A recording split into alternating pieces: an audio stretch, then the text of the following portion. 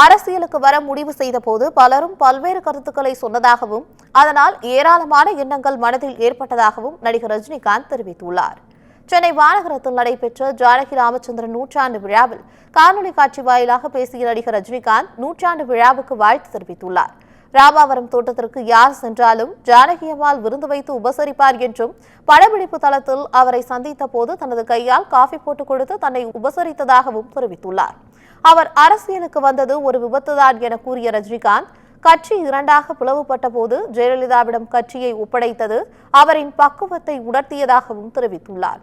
தொடர்ந்து தான் அரசியலுக்கு வர முடிவு செய்த போது பலரிடம் ஆலோசனை கேட்டதாகவும், பலரும் பல்வேறு கருத்துக்களை சொன்னதால் ஏராளமான எண்ணங்கள் மனதில் ஏற்பட்டதாகவும் அவர் கூறியுள்ளார்.